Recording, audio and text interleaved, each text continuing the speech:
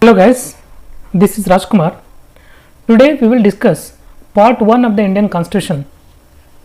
As you know, the Constitution of India is divided into parts. Each part is having many articles, and at the end of the Constitution there are schedules.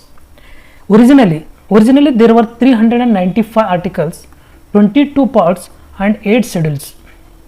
Now after so many amendments, now it has become 448 articles, 25 parts and 12 schedules. Today we will discuss part 1 of the Constitution, that is Union and its territories.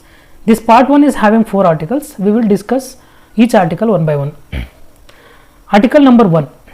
India, that is Bharat, shall be Union of States. During the discussion in Constituent Assembly, there were many members who told we should adopt the modern name of our country, that is India, and there were also many members we should adopt the traditional name of our country, that is Bharat. So in our constitution adopted both together, that is India, that is Bharat. Article 1 says India, that is Bharat, shall be Union of States, and there is a concept Federation of States. In USA there are many states, Los Angeles, California and many states. They are formed by an agreement between them. Each state came together and formed an agreement, and with that agreement they formed the entire country, that is United States of America. Whereas in our country, India is as a whole is a country, and we have divided a country into many states as per our convenience. We can even alter these boundaries, we can alter the names, we can increase the area, we can decrease the area of the states. Here these states are not having any agreement between the states or between the states and the union, whereas in USA these states are having agreement between them. These area of the states cannot be altered, boundaries of the states cannot be altered in USA. That is called Federation of States, whereas in our country it is Union of States. Territory of India. What is territory of India? Union of India means states and union territories put together, it is called Union of India. Territory of India is a broader term where it not only comprises of union territories, states, but also the territories or the lands which can be acquired in the future by our country. That is called territory of India. There are many states like Goa, Diu, Daman, Sikkim. These were out of India after independence, but we have acquired them after independence. That also became part of territory of India. These names of these states will be in the Schedule 1. The provisions of the constitutions will equally apply to all the states listed in Schedule 1, but there are some special provisions, scheduled areas and tribal areas where the provisions of the constitutions are not equally adopted. We can increase the territory of India either by cession, by occupation or by conquest. Cession means we may get that land by price, by gifting or by purchase, whereas in occupation where previously there are no rulers, we will occupy that, and in conquest means we will take that by subjugation, by police action. As I told, these Sikkim, Goa, Diu, Daman, these were acquired to become part of the territory of India by the method of conquest.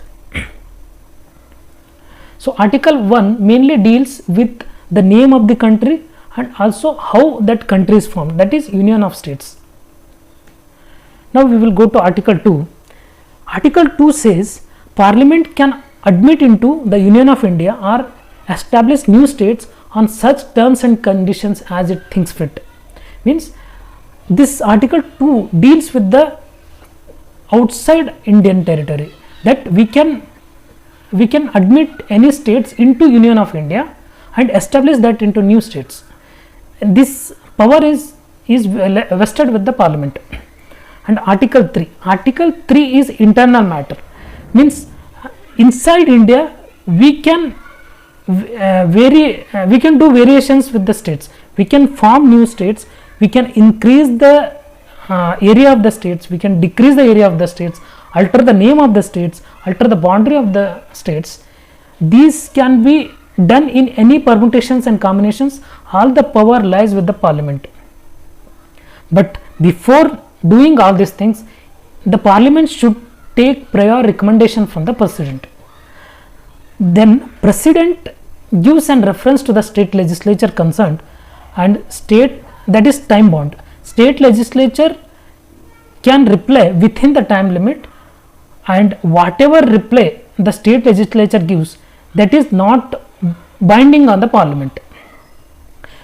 Means whatever suggestion that state legislature gives, whether it is agreeing with the increasing, decreasing or forming a new states, or it is not agreeing, that doesn't matter.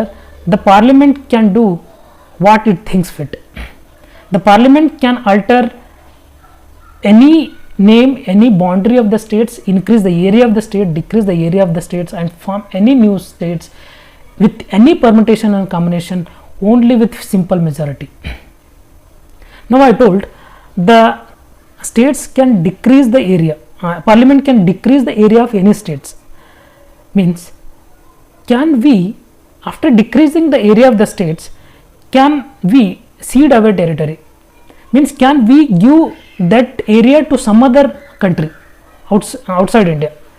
This was questioned during BeruBari case, whereas there were some mistakes in Radcliffe Award, where the boundary commission, Radcliffe Award, in the Radcliffe Award, India is divided into Pakistan and India, and that East India also Bangladesh.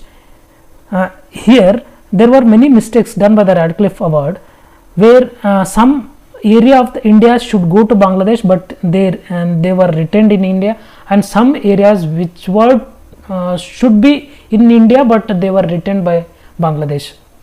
So this area India wanted to give to Bangladesh. Is this correct? That is what that case, BeruBari case, is dealing with. So Supreme Court told this Article 3 is silent about this thing, ceding away our territory with the foreign country. So we should make amendment to the constitution. And there were land boundary agreement in 2015, according to which there were many conclaves were transferred to Bangladesh, and Bangladesh has given many territories to us. You can check this in detail about land boundary agreement. Now we will discuss Article 4. The Article 4 says the laws made under this part is not considered as amendment to the constitutions. The laws, whatever laws is done by Article 1, 2, 3, this should be done with simple majority. There is no need of amendment to the constitutions. And here one thing, we can remember this power of the parliament by the acronym FIDAA. FIDAA means form a new states, increase the area of the state, decrease the area of the states, alter the name of the states, and alter the boundary of the states.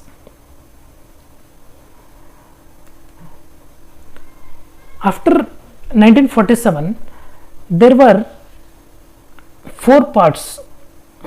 India was divided into 4 parts, that is part A. Part A is having provincial, that is it is directly ruled by Britishers, and part B are having princely states, whereas that area was ruled by a ruler, which and final authority is British. Under the British rule, there were many rulers. They ruling some areas of the country. Those were called princely states, and that is part B. And there were also some areas which were ruled by chief commissioners, that is forming part C, and Andaman and Nicobar was forming was a part of part D. So part A there were 9 provincial states, part B there were 9 princely states, and part C, and there were 10 areas which were ruled by chief commissioners, and part D is Andaman and Nicobar. After independence there were many agitations that people were demanding that they want separate states based on linguistic, based on the linguistic, they wanted to divide the country into many parts. So soon after these demands and agitations, we have formed SK Dhar committee. SK Dhar committee, they have submitted a report in 1948, and they told linguistic basis division should not be done. We should do based on our administrative convenience, but not on linguistic basis.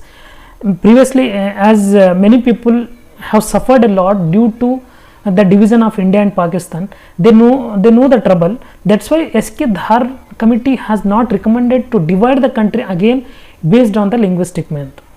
But agitations were increased, so they formed JVP committee. JVP means Jawaharlal Nehru, Vallabhbhai Patel and Pattabi Sitaramaya. These 3 people, and they have formed committee and for considering division of the country based on linguistic language. Again JVP committee also told this India should not be divided based on the languages.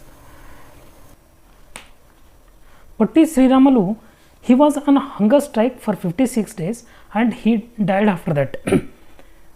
He was hunger strike because he wanted a separate state for Andhra Telugu speaking people from the Madras state. So after his death, the agitations were intensified, and Andhra Pradesh was formed on linguistic basis. After Andhra Pradesh formed, other area people also done agitations for the want of separate state for those speaking people. So immediately Fazl Ali committee was formed. Fazl Ali committee broadly agreed with the division of the country based on linguistic basis, but he also preferred security of the nation as top priority, but generally he has agreed for the linguistic basis. So in 1956 7th Constitution Amendment Act passed, and according to that State Reorganization Act 1956 was formed, and after that there are 14 states and 6 union territories have formed. After 1956, after these 14 states and 6 union territories, India subsequently has formed many states, and we will discuss one by one about forming of the states after State Reorganization Act 1956. This I have shown India soon after independence, that I told there were provincial states, there were princely states, and there were chief commissioner administrated 10 chief commissioner administrated areas, and one part D, that is Andaman and Nicobar. And after State Reorganization Act 1956, this was how the country looked. And after 1956 there were also many states formed, one by one we will see. That is, in 1960 Maharashtra and Gujarat was formed, that is also based on Gujarati speaking and Marathi speaking people from then Bombay state. And in 1961 Dadar and Nagar Haveli was formed as union territory. This Dadar and Nagar Haveli was controlled by Portuguese before 1954. These were then administered by the administrator who are appointed by the local people from 1954 to 1961. And in 1961 these Dadar and Nagar Haveli was given union territory status. Goa, Daman, Diu, here also Portuguese were ruling, and in 1961 the Portuguese were thrown out of India by police action, and in 1961 these three, Goa, Daman, Diu, were given union territory status. and in Pondicherry up to 1954, as you know, it was controlled by French people. This Puducherry comprises of Mahe, Karaikal, Puducherry and Yanam. And these from 1954 to 1962 it was ruled by administrator, and in 1962 it was given union territory status. And Nagaland was formed in 1963 based on the Naga people agitations, and Haryana, Chandigarh, Himachal Pradesh were separated from Punjab because Punjabi speaking people and they wanted separate states. These agitations was done by Akali Dal, that Hindi speaking people got Haryana, and Chandigarh and Himachal Pradesh, they were converted to union territory. And in 1971 Himachal Pradesh became states from the union territories. And in 1972 there was some major changes in the northeastern area, that is Manipur, Tripura and Meghalaya, new states were formed. And in 1975 Sikkim taken as a new states. Sikkim previously was ruled by Chogalyas. In 1974 there was a referendum by the public and they wanted to join India. India was controlling from 1947 to 1974. India was controlling external affairs, communications of the Sikkim state. But in 1974, due to public referendum, they wanted to join India as an associate state, and accordingly Article 2A was amended. Article 2 was amended and 2A was inserted, that its special status associate state was taken. But this model was unsuccessful, and in 1975 the Sikkim was given full statehood. In 1987 Mizoram, Arunachal Pradesh were formed as a state. Here Goa in 1961 it was declared as union territory. Now in 1987 Goa was declared as state. This Chhattisgarh, Uttarakhand and Jharkhand was formed in 2000, and Telangana was formed in 2014 from Andhra Pradesh. That's it for today. We will discuss more in the future. Thank you.